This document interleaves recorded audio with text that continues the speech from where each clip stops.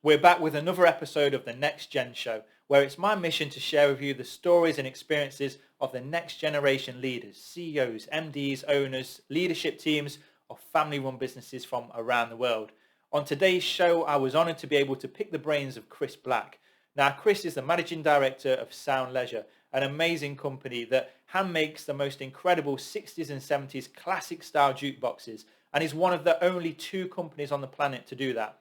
Now, Chris's father, Alan, he started the business back in 1978, and with nothing but a vision, hard work, determination, and a whole bunch of passion, they've now managed to grow the business into an incredible family business that employs over 70 people, with a main factory in Leeds and a manufacturing plant in Nottingham, and they now export their show-stopping jukeboxes to over 30 countries with an amazing roster of clients.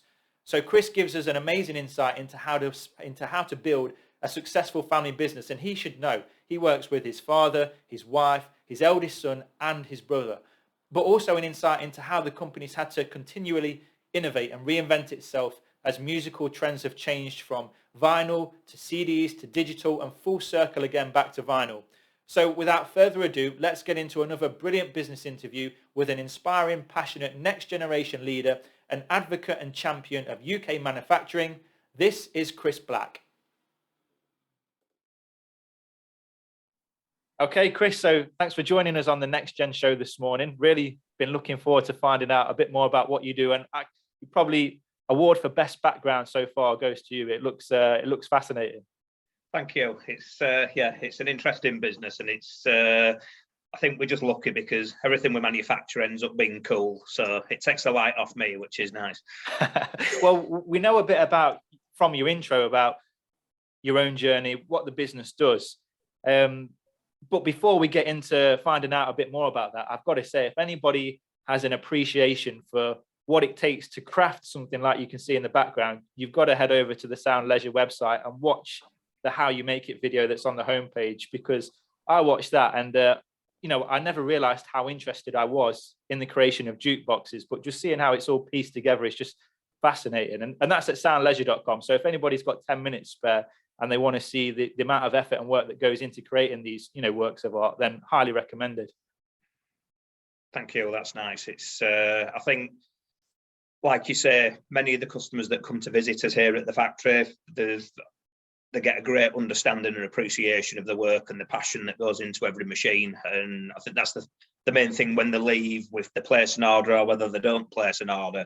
One of the things they always say is we didn't realise how much effort and how much, as I say, passion and love goes into each machine, and it's they understand what they're buying into at that stage. Yeah, most definitely. So if we go back, before we talk about your own journey, I know, like we said on the intro, that the business has been in operation now for almost a quarter of a century. I think, was it 1978 that your dad started the business? Yeah, that's correct. Yes. So what was the inspiration for your dad to start Sound Leisure? What's the summary of the origin story behind it? My father was working for an operating business. So by an operating business, people that supply pubs with jukeboxes. And he was doing that in the late 60s and 70s, which was boom time for the pubs and also for the jukebox industry on the commercial side. Every pub had a jukebox in it. And in all honesty, in the mid 70s or early 70s, we were all destined to move to South Africa and to roll out jukeboxes, where my dad had been working. He'd been sent by the business he was working for into South Africa to start putting machines into the townships and the diamond mines and all sorts of crazy stuff. He's got some real stories. You should really have him on there, not me. And what happened is we were all supposed to move over there in about 1974. And unfortunately, when my brother was born, he had some difficulties with his leg. And at that point, my mother said, look, I want to stay in England. I want to get Michael sorted. And so that plan's changed. So it was then a plan B, which was, what can they do? The business my father was working for was being taken over, and he was living virtually out of a camper van, running up and down to the south coast of England virtually every day, and then up to Scotland the day after, hardly ever at home.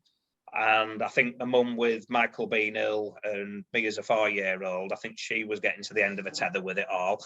And it was plans to do something new. So my father, is a very, very intelligent electronics engineer. He loves messing with stuff. I mean, the factory that we've got now, it's his toy shop. He's 76 years old. He's still in every day. Still a key member of the team, really. And but he likes inventing. He's probably come out for our industry. He's invented the digital jukebox, the audio jukebox. He invented the digital video jukebox. With so many inventions, we've got patents now on the new vinyl LP mechanisms.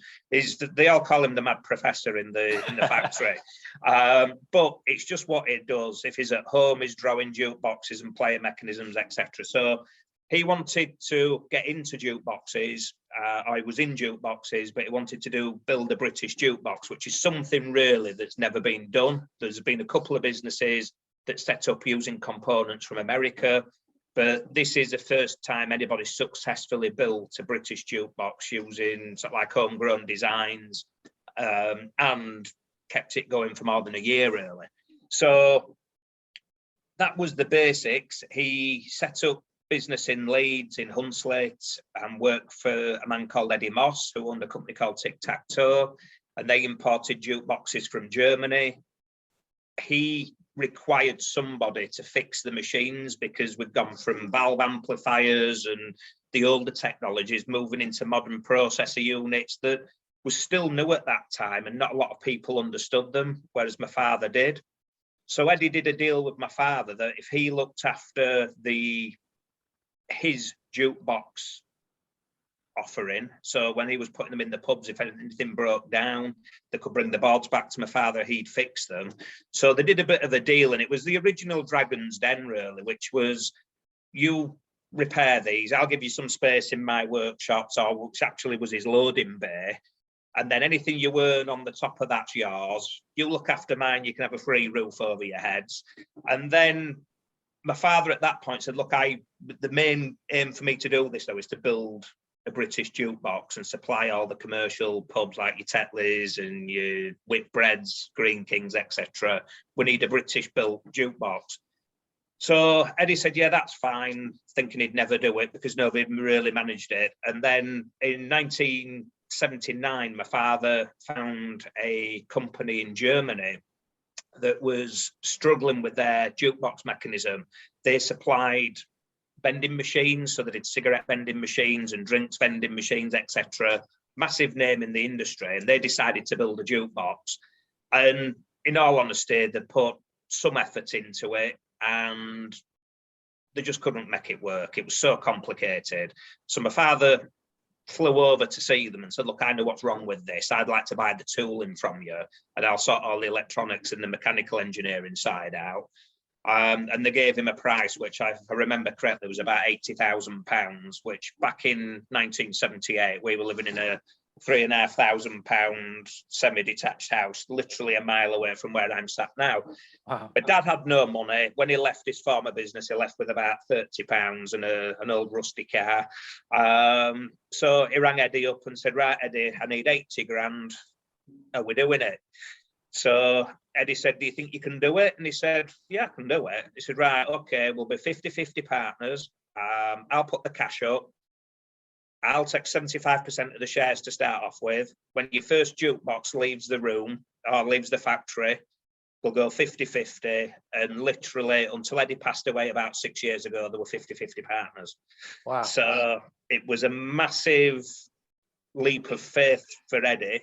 Yeah. And also a lot of pressure on my father, knowing that he'd just taken all this money off somebody and he had to repay him or get this up and off the ground. But he did it, and between them, they carved a successful business out that's lasted over 4 years now, so 4 decades.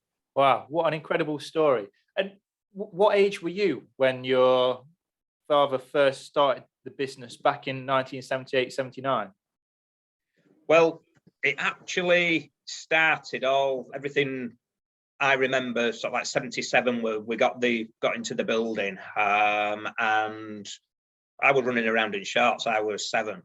Okay. So I remember the everything about it, to be honest. I remember going into work and chucking some of the boxes in the skips. I remember moving on to the next building next door and clearing the factory out with them. So I honestly feel like I've been here all my life.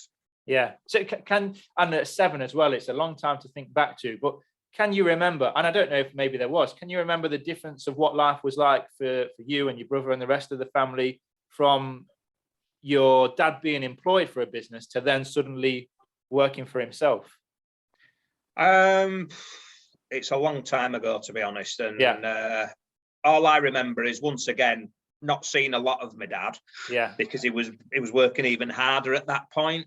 Yeah. I do remember after a few years that few nicer cars arrived on the drive rather than the old scrapper that he had when he set the business up. And Yeah. I remember getting a train set one year, which was absolutely unbelievable, and a hi-fi system another year. That I remember him coming in where he could treat us now and again, which we'd never had anything like that before. Yeah. So when you think back, probably got a train set when I was 6 or 7 years old, but it still sticks in my mind. I can remember the shop we went to buy it and thinking what an achievement it was to actually be able to have something like that at our age, and especially where we'd come from. Yeah. What was did any of your friends or your social group at the time, as you started to progress and grow older from that 7, 8, 9 into your teenage years, were any of their families involved in the family business? And was your life, in terms of, like you say, you were going in and helping out and mucking in, how different was it compared to the other people that you were with at the time? I think people began to notice that my father was doing better for himself, and obviously that rubs some people up the wrong way. Okay. I used to get a bit of trouble at school, getting bullied and stuff, because all of a sudden I could come to work in a nice car rather than what everybody else was in. But we had friends working in the business. We had some of my friends in the summer holidays. We used to go down, and obviously not when we were 7, but as we grew a bit older, when we were in high schools, we used to go down and work over the summer holidays. And I used to go in on Saturday mornings and help prior to that. So, yeah, I think the part of having a family business is it's about family. And I think you do employ friends, and you employ people who become friends, and you employ friends of friends and sons and daughters of friends, and you're trying to help as well as helping your business, but you're trying to help the community as well around you. And we've been lucky enough to be able to do that, as I say, for 4 decades. Yeah, and back in those early years, before you'd sort of left education, and I don't know how far you went into education yet, but was your sort of intention and desire always to join the family business? Or what were you hoping to do once you finalized your education and you wanted to start a career for yourself? Was it the obvious choice for you? No, in all honesty, when I was at school, I left in 1986, and for probably 2 or 3 years before I left, we were in the middle of the teachers' strikes and all the chaos that entailed, which was you come in at 9 o'clock in the morning, you have one lesson, you go out at 20 to 10, you have to leave the premises for an hour and a half, you come back. In all honesty, I couldn't wait to get out of school. You could not have paid me a penny to carry on after I was 16 to go any further. Yeah. I think, in all honesty, I am not an academic person. I'll roll my sleeves up and nobody will beat me for a work ethic. And if anybody tells me I can't do something, I'll ensure that I can. But do not sit me in front of the classroom with a load of books and a teacher, because my mind was in other places. I couldn't cope with it. So when I left school, I intended going into painting and decorating, which was a hands-on thing. I used to enjoy doing it at home. I used to paint the hall and the porch and do all the gardens and stuff like this. I used to do all that, so I was hands-on. So when I left school, I intended going to work for the factory, because with a lot of people with family businesses, you're not allowed to sit around and have 6 weeks off or 8 weeks off when you finish your exams or in the summer holidays. You put into work and do things. So it's, and especially being from Yorkshire, wow, you've got to earn your keep. So I went to the factory initially for 6 weeks while I enrolled onto the local college course for painting and decorating. And I'm sat here 36 years later thinking, wow, that were a long summer holidays, and enjoyed every minute of it, to be honest. So it's interesting because you're the fourth guest I've had on the Next Gen show, and it's similar to my own story as well. It seems to an outsider so obvious that, well, you've got a successful family business. Why don't you just go and work for the family business? And yet everybody that I've spoke to initially, even though they're still there dozens of years later, only joined as a sort of stopgap to find out what they wanted to do for themselves. So what was it for you that made it not the obvious choice? Like, why did you just not go straight into the family business? You'd wanted to go out and carve something for yourself, maybe with the painting and the decorating. What was like the underlying feeling behind that? In all honesty, I couldn't say. I mean, I know that I enjoyed painting, decorating. I'd had experience at that. Yeah. I know when I used to go to the factory, really, on a Saturday, I was sweeping floors or tidying the car park, so that didn't fill me with a lot of sort of like, didn't think I was going to go anywhere doing that. So Yeah.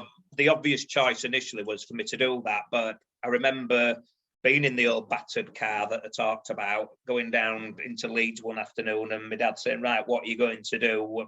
You're coming up to finishing school very shortly.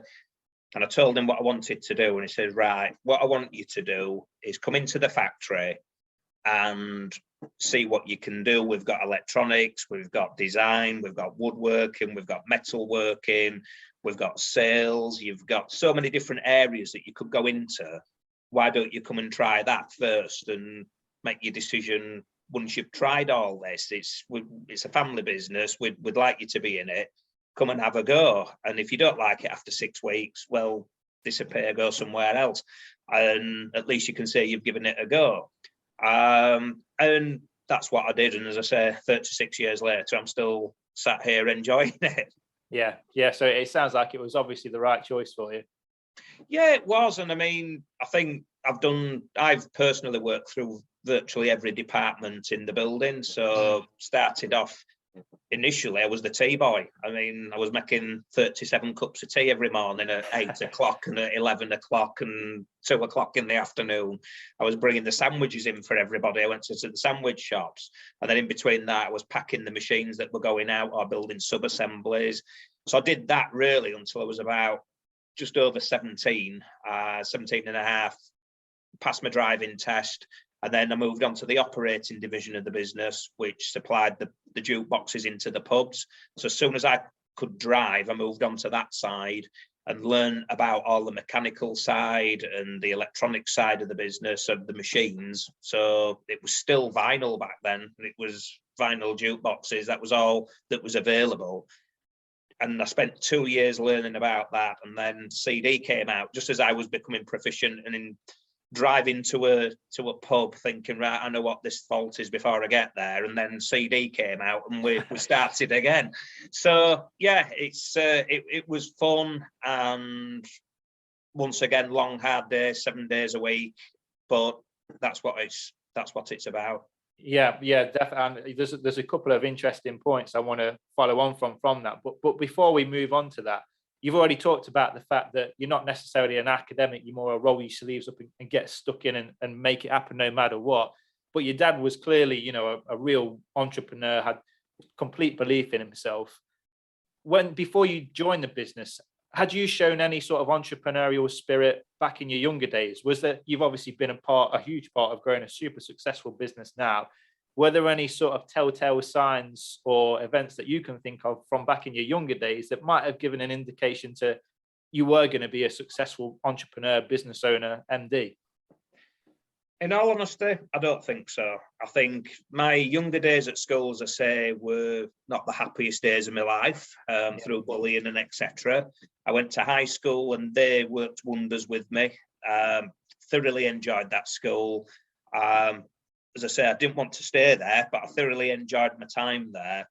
But I think sometimes you have to be put in a position where, especially in a work surrounding or a work atmosphere where you're part of a team and it's down to you not to let other people down. It's all right, 95% or 99% of everybody else doing their bit.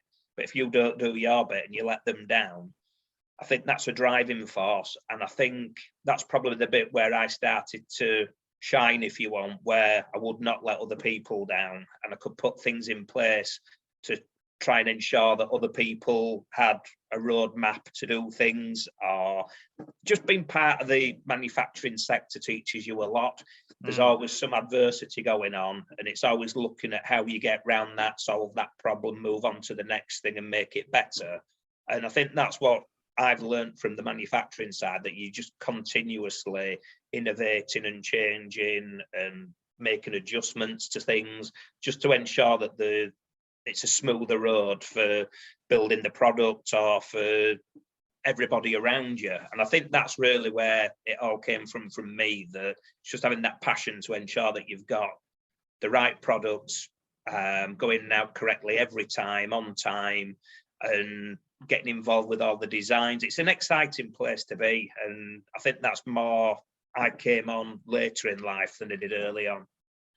Yeah, and you've talked about passion there, and clearly, you know, you've maintained that passion through the years, and you can tell even now the way that you talk about the business and how proud of you are of the jukeboxes and the things that you build there.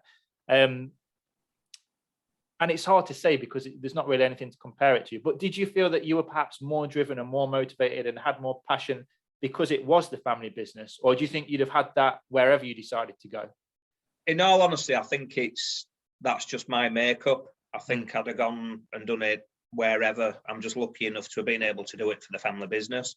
Yeah. I think working with the products we're working on, as well as we've mentioned earlier on, if you can't get excited about building these and selling them all over the world, well, wow, what do you need? I mean, it's... Well, you've sort of answered my next question there, because I know a lot of the times, particularly for next generation family members coming into businesses, it's not necessarily their passion. They weren't the ones that have like carved that business and got it to start up and to become successful.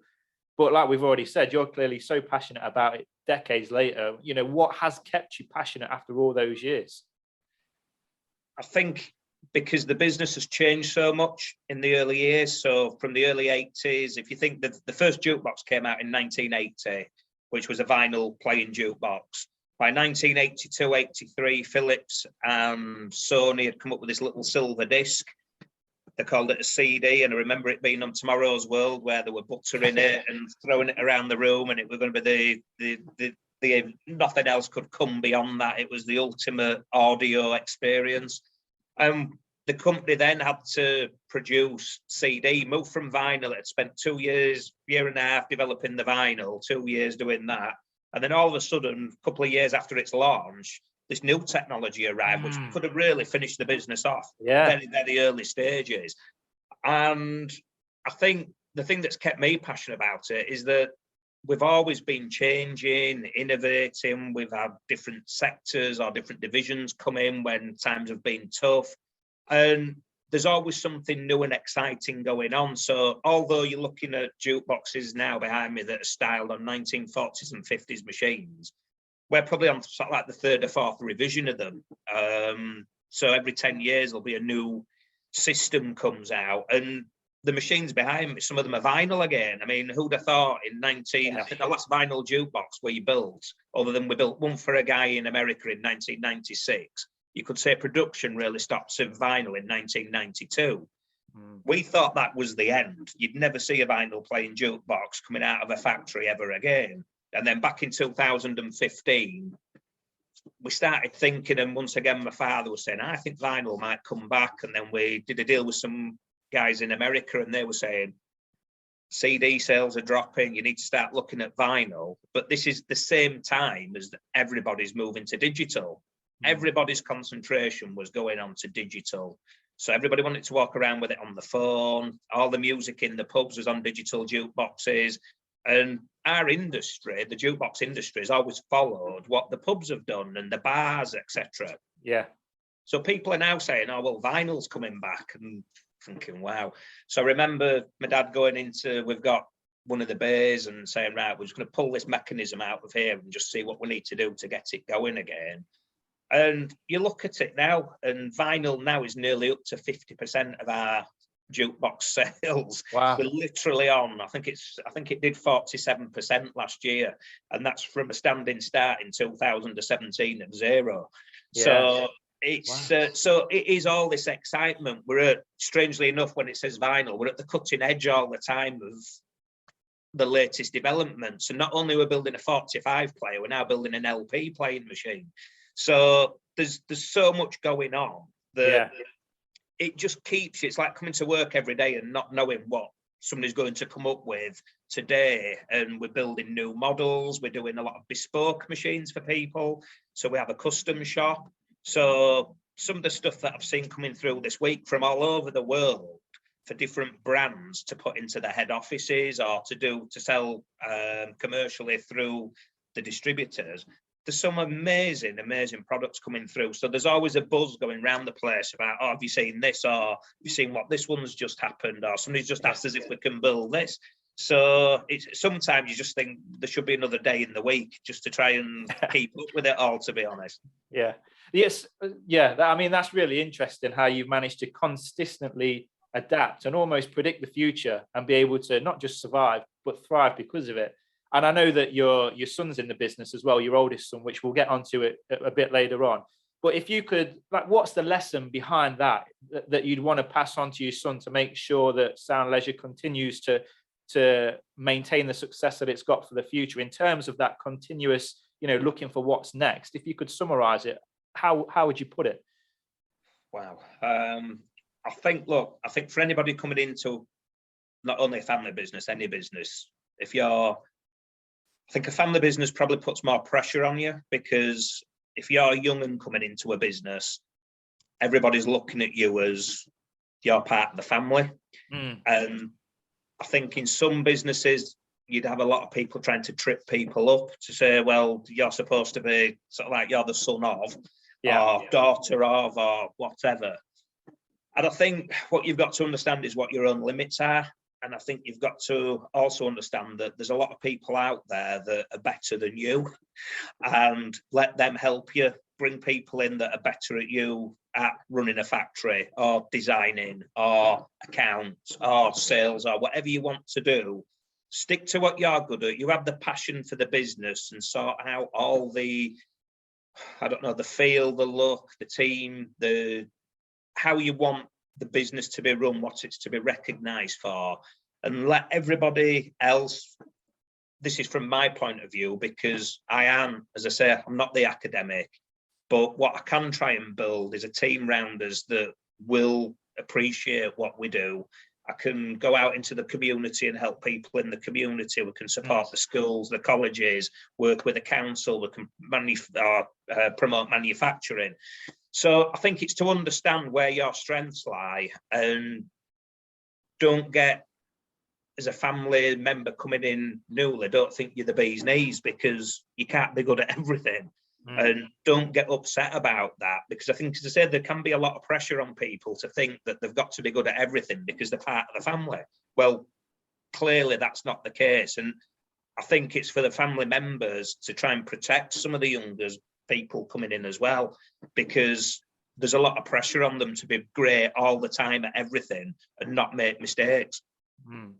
Yeah, no, that's some really, really useful advice. Obviously learn through experience as well. And I think just on that train of thought, you mentioned earlier that one of the reasons that you thought perhaps not joining the business was because you'd already had experience and you knew you were going to be coming in at entry level, so doing the jobs that weren't so glamorous. But in hindsight, since then, you know the business like the back of your hand. You know the challenges. You know how the jukeboxes are put together, how they work. And I think sometimes when family members do come into the business, they can almost be wanting to progress to a leadership position before they're actually ready. But that time that you've invested in really getting to know the business like the back of your hand, how has that paid off for you in the role that you're in now? And what sort of perspective or vision or knowledge or benefits do you have, having spent those years working through the business, that somebody who would have wanted to fast track themselves to a more senior position wouldn't necessarily have? I think it's been invaluable. I think as part of learning about every process that we've had, you need to have an understanding of what's going on. I mean, if you just look back over the last 2 years with COVID, once again, back on the shop floor doing things that I've not done for probably 10 or 15, 20 years. Yeah. And I've gone back out, I've been out on the road on the engineering side because we had issues with people off being ill. So I've been going around pubs again, fixing machines where I started. It was a last case standing scenario where we've run out of people. How do we do this? And coming back from that, I've sat down with Kath, my wife, and gone, right, I can see where some of the issues are again now. I can see where we need to improve. I can see where we need to change.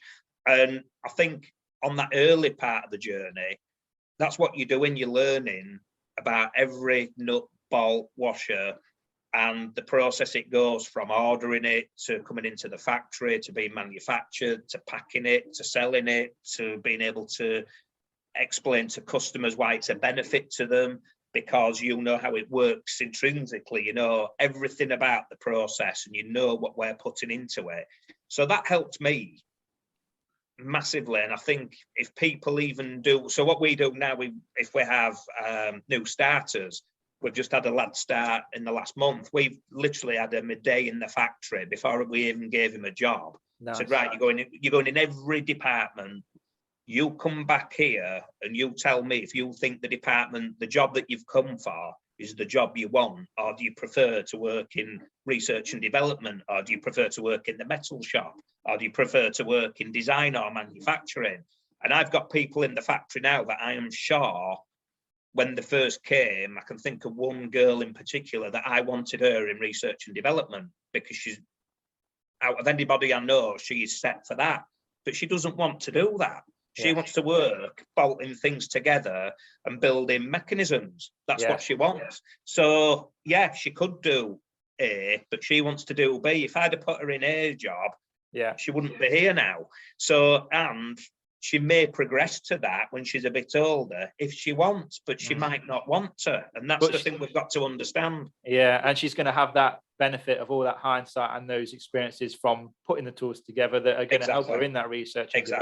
So it sounds like then when it comes to recruitment for Sound Leisure, you're not necessarily looking for people with specific skill sets to do specific roles. It sounds like it's more about their attitude and their work ethic, and then they'll find a place in the business where they can thrive. Have I sort of read that right? I'd say, yeah. I mean, obviously, there's some areas of the business where you've got to have the skill set. Sure. But I think the most important thing for anybody is having the right attitude and that get up and go. Because especially, as I say, through the last few years with COVID, we've noticed that it's been quite strange, really, because some of the people you didn't think would be able to step up have absolutely smashed it out of the park, and they are now really going places. And some of the other people that you expected to be able to just sort of like get on with things have fallen down, which we've seen a lot of mental health issues, not just in our business, but it's been well documented. People have stressed out, really had big stress from being at home for so long. And I think a lot of the I think it's just an understanding of where people want to be and what they want at that particular time. And I think, especially with anybody who's new, who's coming into the business, they don't quite know that they might have in their mind what they're good at, but they might not have in this because we're doing something quite unique. Yeah, sure. And that time, I mean, how long have you been in the role as MD now, roughly? Wow. In all honesty, I could probably about 15 years, maybe more. Okay. I don't know. Okay. And when you progressed to that role as MD, was it sort of a natural progression for you now? Because you've obviously gone from, being on the tools constantly to maybe spending more time working on the business rather than in it. Can you remember any challenges that you felt with that? Like, how did you make that transition from being, in the business to more at the top on it, if that makes sense? In all honesty, I was very lucky because my father was still in the business, who had been MD. And in all honesty, to start off with, it was more of a name rather than a position. Yeah. Because my father is more of a backroom type of person that likes to say he's happy with a soldering iron in his hands or messing with electronics, and having to go to meetings and see people wasn't his thing. Yeah. And at that time, some of the brewers we were dealing with and the retailers in the pub sector expected a managing director to be there. And now I was, in a way, more of a sales director, if you want, than a managing director. But I had my father, I had Eddie, who previously mentioned. Yeah. We had good auditors who looked after us. So between us, I was more of a face to start off with, and it's something that has grown. And look, like with anything, we're still learning. We're still trying. Luckily with my brother, he's quite focused on things as well. So we've got a good team of people, and so it's not all on my shoulders. Where the board of directors is, we've got a great board at the minute, and that's helping immensely. Yeah. Wow. Okay, that sounds amazing. And Sound Leisure, you are the true definition of a family business, started by your father. You're still involved with the business now. You work with your wife, you work with your brother, your eldest son's in the business.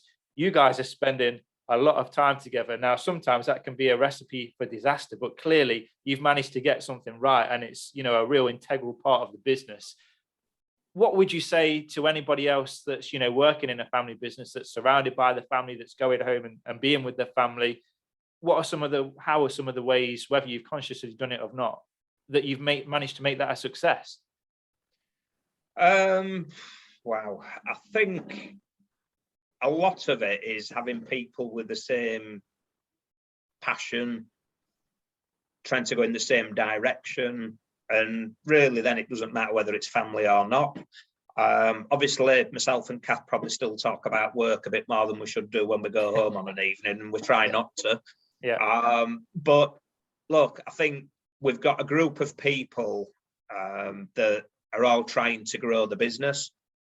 We've had a tough 4 years because we had Brexit, so we had issues with that. One of our biggest markets was Europe, so that panicked us somewhat. Yeah. So we came off the back of that straight into COVID, and it's just having people that are all trying to fight for the business and keep everything going and move forward at the same time. It's like, I know if I ring Alex up, who's my eldest son, I mean, he's working in one of the digital repair centres at the moment.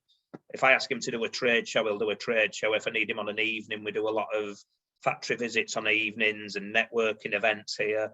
If I ask him, I know that the answer will be yes. Likewise with Kath, I know that we just get on with it, and it's just this.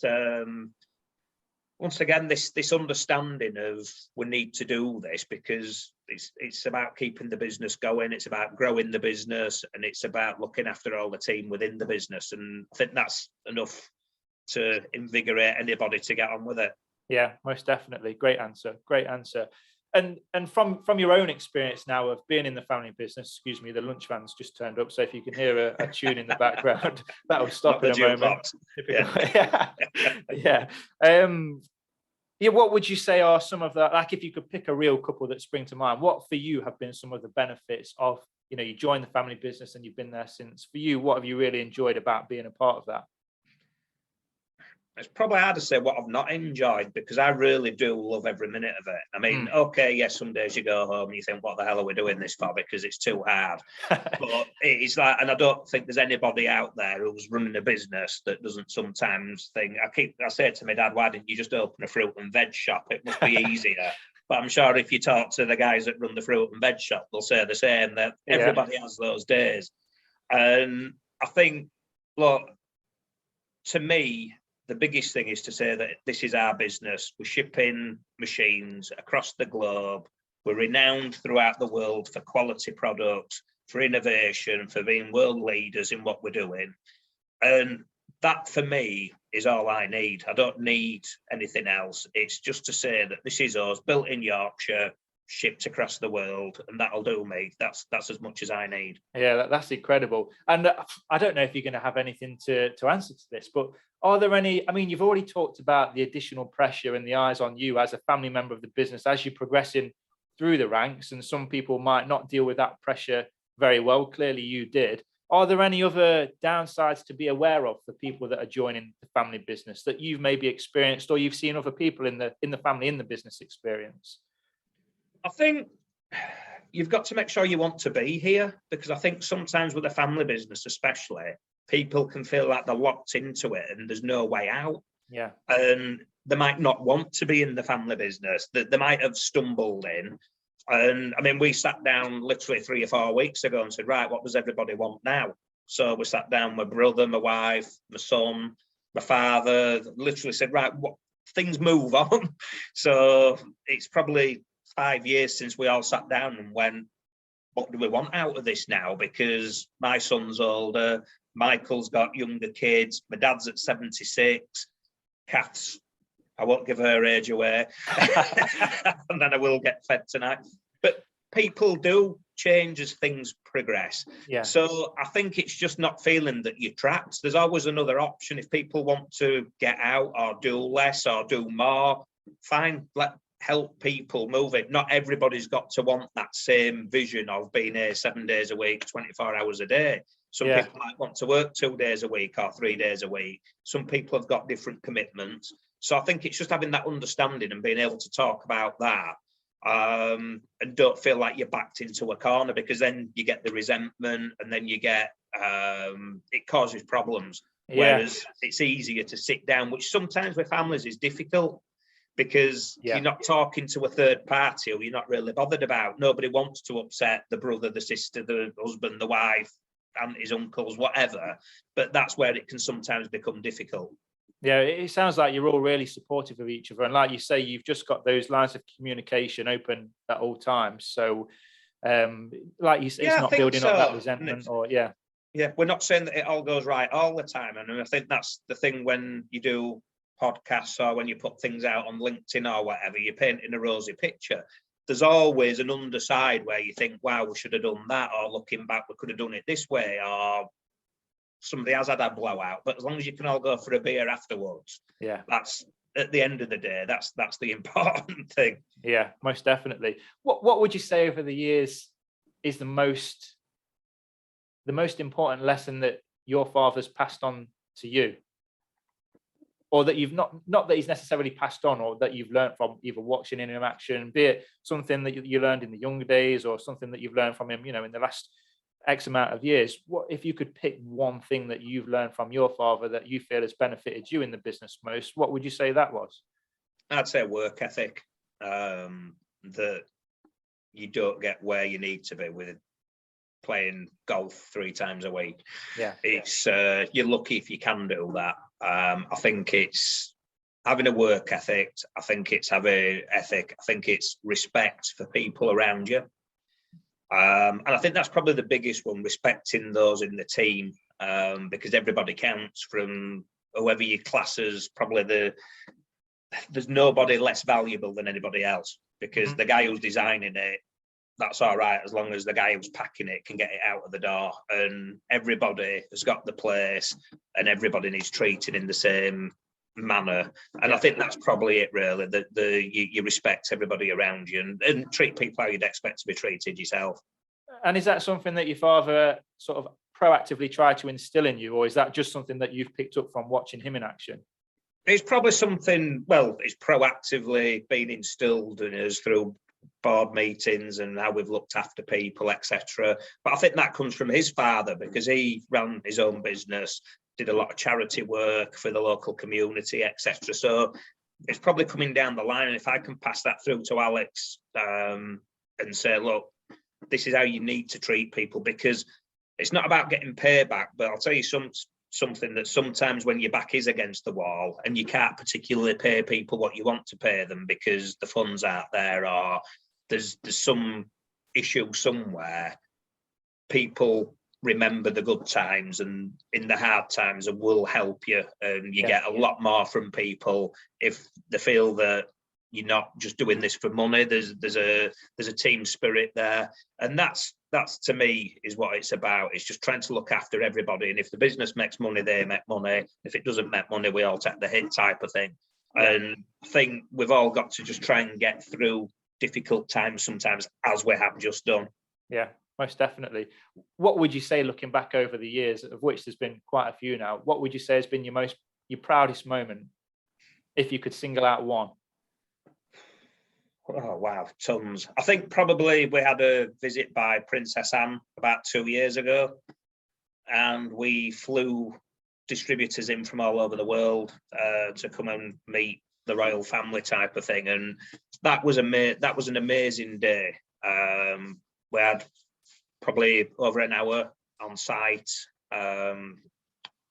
with Princess Anne, and it was just a fantastic day, and one that everybody here remembers and still talks about.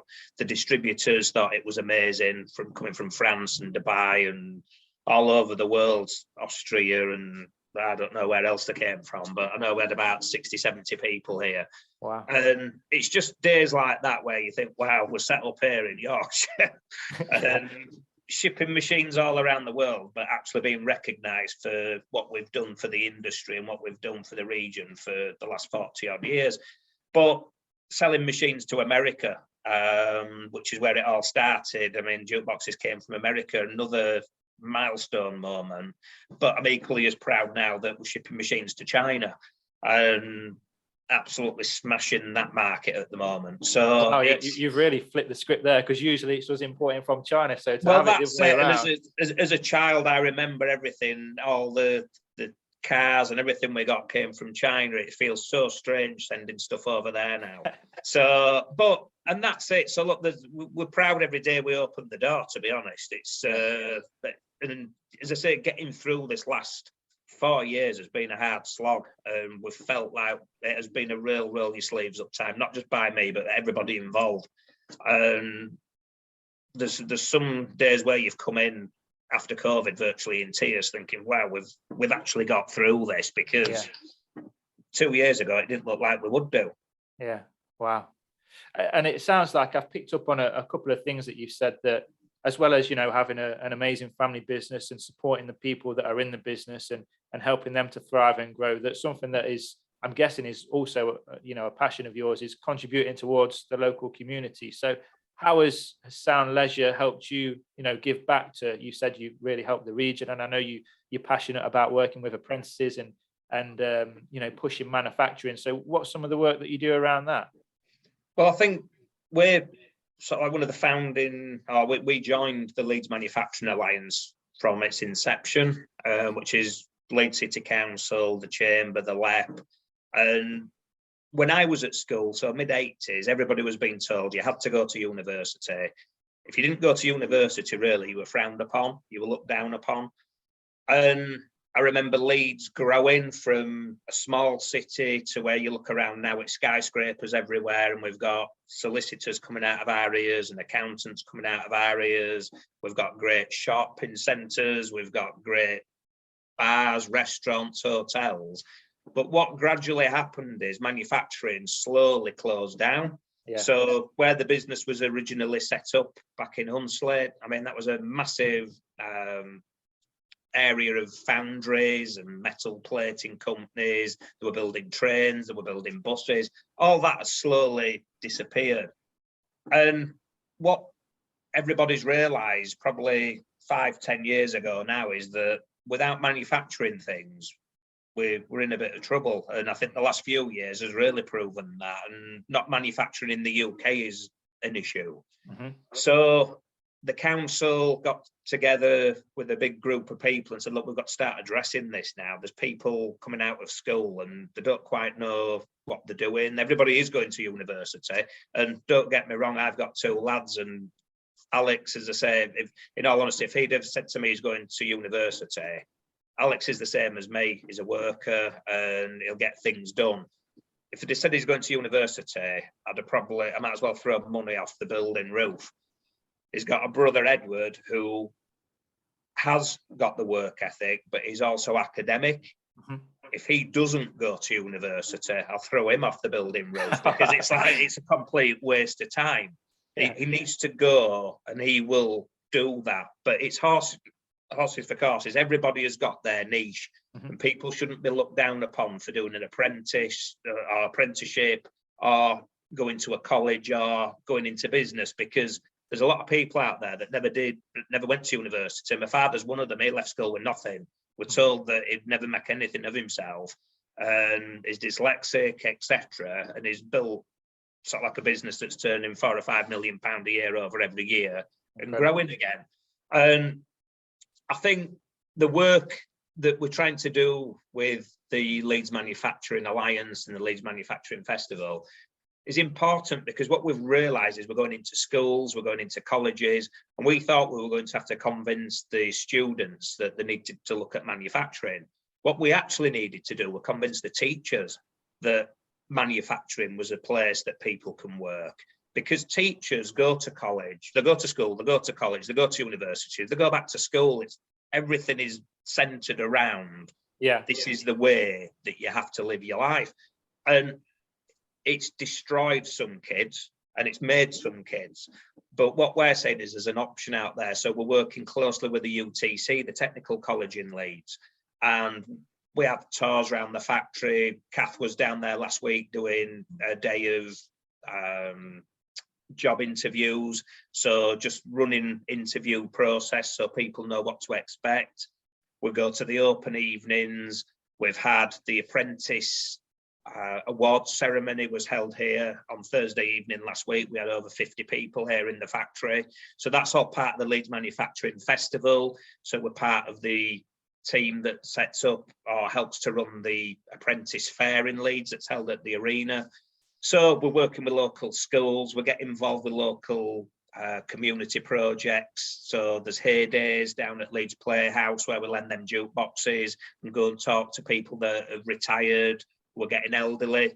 You wheel one of these in. We like to say we manufacture memories, and you should see the amount of people that come into these things in wheelchairs that all of a sudden can get up and have a shuffle around the jukebox and have a dance.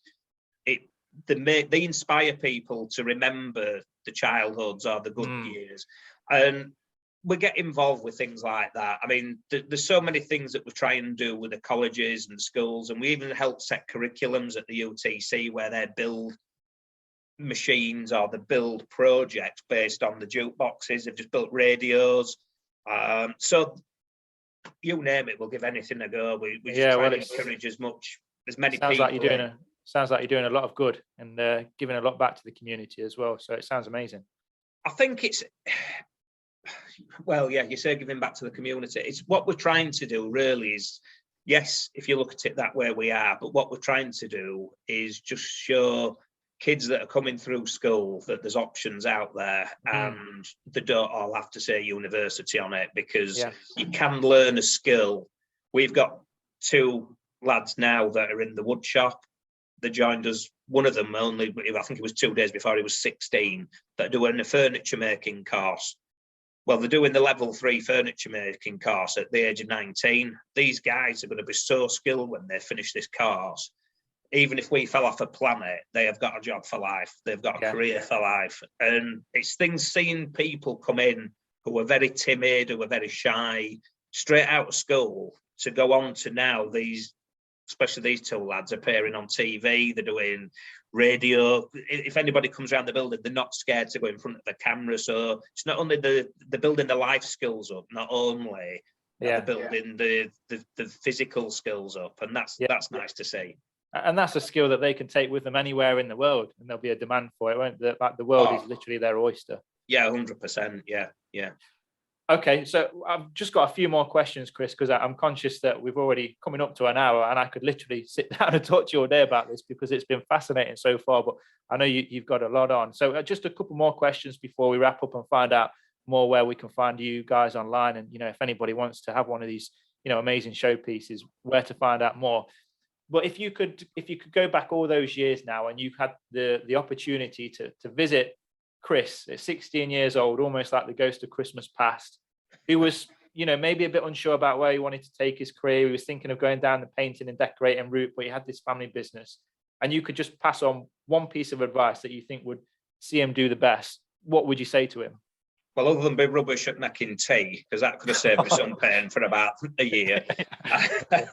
I think having confidence and believe in yourself, because I think, especially like I've just said about the couple of apprentices, I think when you walk out of a building or out of a school, which is a controlled environment, walk into a workplace where all of a sudden most people are double your age or you feel like they are, it's a scary place. And just have confidence to ask questions, learn from what you've been told. And you need to be like a sponge, just soak up as much as you can, and then gradually things build, and your path it'll take its own route. You'll make your way. Yeah, amazing, brilliant. Thank you for that. Great insight and advice there. And yeah, my final question, Chris, for anybody that's listening that wants to find out more about you, if they want to connect with yourself online or find out more about Sound Leisure, whereabouts can we find you? Well, obviously there's the webpage, which is soundleisure.com. Yeah, we're on Facebook, we're on LinkedIn. So LinkedIn Sound Leisure, Facebook Sound Leisure Classic Jukeboxes. I'm sure people will find a way of finding us. We're all over the internet, and we try and shout about what we're doing as much as we can from the highest rooftops. Yeah, no, brilliant. And I'll make sure all of those links, whether it's socials or the website, they're all on the show notes as well, back at the NXTGEN website. So, well, it's been amazing, Chris, and thank you for sharing a bit of an insight into, the truly fascinating world of jukeboxes. And congratulations on all your success so far, and I wish you all the best for the future. Thank you so much. It's been a pleasure speaking to you. Thank you. Thanks, Chris. See you soon. Wow, what a great conversation. There was so much to take from that, and I hope you enjoyed it. So massive shout out and thank you to Chris for taking some time out of what I know is a massively hectic schedule to share those insights with us. Now, if you're a next generation leader and you'd like some help around helping you become a more powerful, high performance leader, or finding some easy ways to scale the business up and take it to that next level, I'd like to invite you to a complimentary business breakthrough session with me, where we'll help you to get some real clarity around where you need to be as a leader and where the business needs to be heading over the next 12 months. We'll work through any challenges that are holding you back, maybe help you to identify some challenges that you don't realize are holding you back. We'll sense check your habits, your mindset, your relationships, and ultimately you will leave the session feeling reinvigorated, re-energized, and moving forwards with a renewed sense of purpose and intention. If that sounds good to you, head over to nextgenbusinesscoaching.com, NXTGEN businesscoaching.com, and book your complimentary business breakthrough session there. It's free. There's no catches, no charges. This is just what I love to do. So that address again, NextGen Business Coaching, and you'll see it at the bottom of the homepage. So thanks for listening. Make sure you subscribe wherever you listen to your podcasts or wherever you watch your podcasts. Really appreciate you joining me on the show. If you've got any feedback, if you'd like to recommend a guest, if you'd like to feature yourself, I'm always on the lookout for new guests to join me on the show. Or if you'd just like to say hello, then send an email to podcast@nextgenbusinesscoaching.com and I'll always reply. So once again, thanks for listening. Get out there, make it happen, challenge your comfort zones, bring out your best self, and I'll see you on the next episode.